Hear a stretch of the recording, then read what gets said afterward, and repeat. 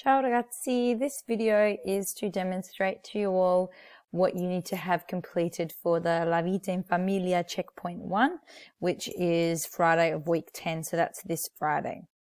So if you go to your Year 9 Italian 2020 OneNote, you'll see that you have now got a new section copied underneath each of your names. Okay, so if you click onto your name, you'll find a new section called La Vita in Famiglia.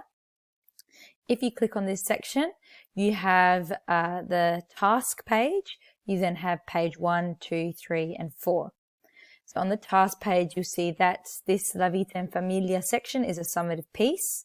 You will need to check sector to see the due dates for each of the pages in this section, as there will be checkpoints for pages being due rather than the whole section being due at one time. So please make sure that your pages are complete by the date set. So for example, in sector at the moment, it says that page 1 of this section is due by Friday of week 10, this Friday. It then goes on to say that this section is connected to your grammar, possessive adjectives, and irregular verbs and regular verbs sections. So check sector again for due dates for pages within those sections. Okay, so basically at the moment, all you have is the irregular verbs page in your grammar section.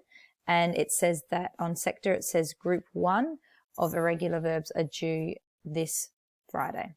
Okay, but first what I want to do is go through page 1 of La Vita in Famiglia to show you exactly what you need to do on this page. Okay, so it asks you first to read through the following facts about family life in Italy. So we have a page from the Parliamo Italiano Insieme book, and we've got 4 images with 4 small paragraphs of writing. Now, this writing is all in Italian. So what you need to then do is scroll down to Attività 1, which is activity 1, which says match the following English translation with the correct photo and meaning above. So let's say the top left photo is photo 1, this one here. The top right is photo 2. The bottom left is photo 3. And the bottom right is photo 4. So you have these English translation, and then you need to put in whether they relate to the blurb that is attached to photo 1, 2, 3, or 4. After that, you scroll down to Attività 2, second activity, where it asks you to answer the following questions, 25 words each. So you can use the information that you've translated from activity 1 to help you with these questions. The questions are, what similarity and differences are there between Italian family traditions and those of your family or families from other cultures you might know? Number 2 is, what other traditions does your family have? And number 3, in your opinion, how important is it for family traditions to be respected and why? In activity 3, in the family descriptions above, the word mammoni was used. Read the following article that's linked here to answer the following question. Okay, so in 50 words, what do you think mammoni means? Why is it used? Could this word be used here in Australia? Just keep in mind that activity 2 and 3, the questions need to be answered in English. In attività 4, it asks, come la tua famiglia? So what's your family like?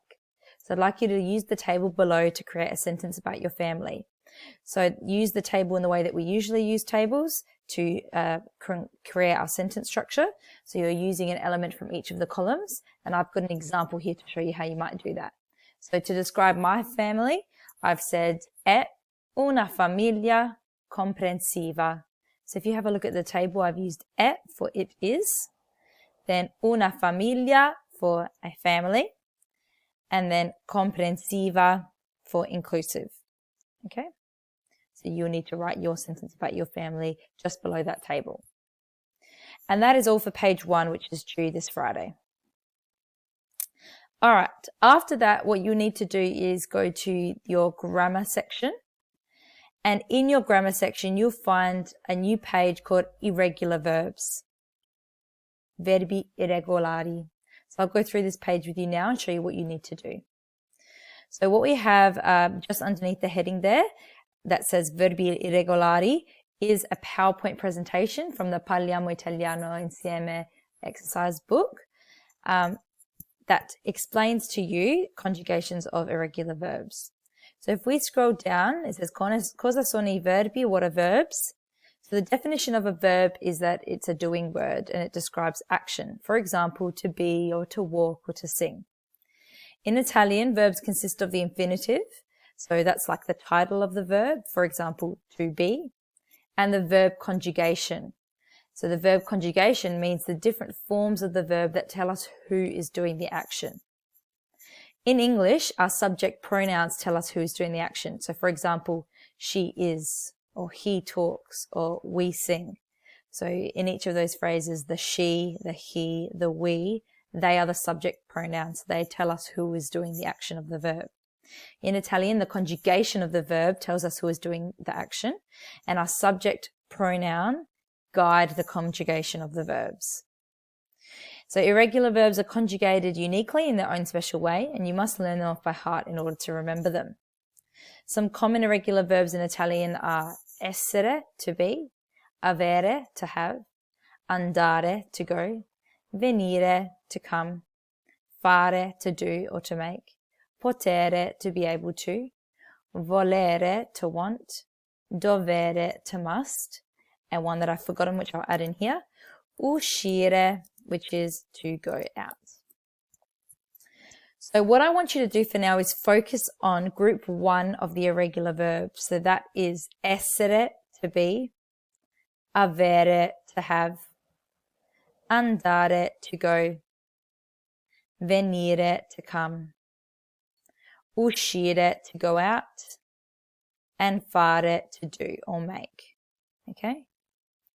Now, what you need to do for this activity is you need to fill in the conjugation table of each verb. Okay, so you can see that my essere table is filled in, my avere table is still blank. In order to fill this in, you need to scroll up and download the PowerPoint presentation, which explains the conjugations of each irregular verb.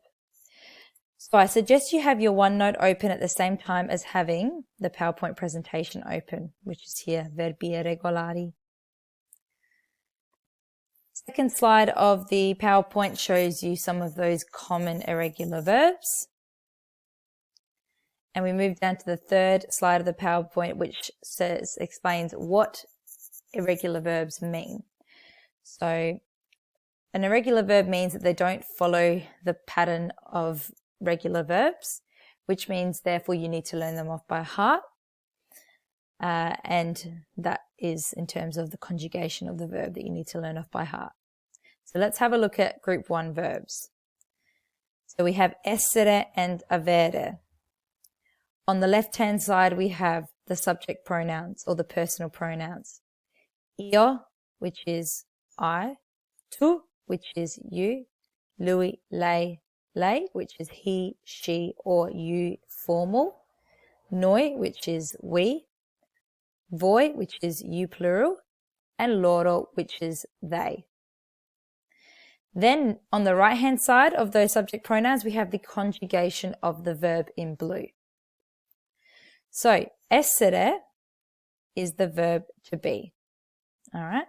The conjugation of essere is sono for I am, sei for you are, e for he or she or it is, noi siamo for we are, siete for you plural are, and sono for they are. So in knowing that, I have filled in my essere conjugation table with sono, okay, io sono, tu sei, lui lei è, noi siamo, voi siete, and loro sono. And then I filled in the English translation of each of those verb conjugations. So with io, I know that sono means I am. With tu, I know that sei means you are. With lui lei, I know that è with an accent means he or she is. With noi, I know that siamo means we are. With voi, I know that siete means you are, plural. And with loro, I know that sono means they are. So let's try for avere. We'll try this one together. All right. So io, the conjugation is o. And I say o because we do not pronounce that H. For tu, the conjugation is ai. For lui, lei, the conjugation is a. For noi, the conjugation is abbiamo. For voi, the conjugation is avete. And for loro, the conjugation is hanno. So in knowing that, I know that the verb avere means to have. Therefore, io ho must mean I have. Tu, I means you have.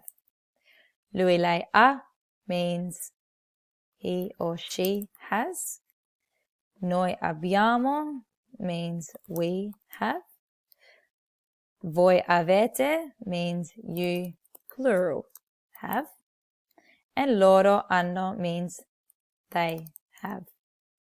Okay, so this follows the exact same order and pattern, but you just need to apply it to the verb. Okay, so you can see that, for example, with essere, we have the English translation relating to being. I am, you are, he, she is. With avere, to have, we have the English translation relating to having. I have, you have, he, she has, etc.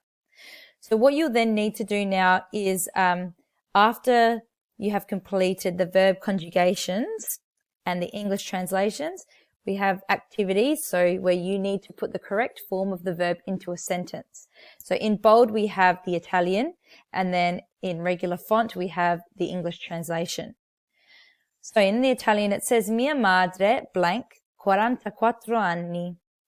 Now it tells me in brackets that I need to use the lui lei form of the verb. So the lui lei form of the verb is a. So what I'll write in here then is a. And I've completed the sentence, mia madre ha 44 anni. So please use the PowerPoint presentation to fill in the conjugations, the verb conjugations in Italian for each of the verbs, and then use the translation of the infinitive to then complete the English translation of each of these conjugations. After that, you'll need to insert the correct form of the verb that relates to the subject pronoun in brackets into each of the sentences.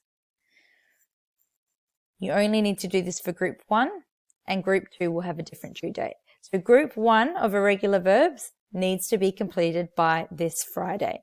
Please just keep in mind that the order of verbs in the PowerPoint presentation that you download will show uscire in group 2. Just make sure you change uscire to be in group 1, because as you can see, uscire, the verb to go out, is included in group 1. So you will need to include the verb conjugation and English translation and activities for that verb there. Grazie mille for listening. Please email me if you have any questions about any of this. But just keep in mind that the La Vita in Famiglia, page 1, and irregular verbs group 1 under grammar is due this Friday. Grazie mille ragazzi, ciao!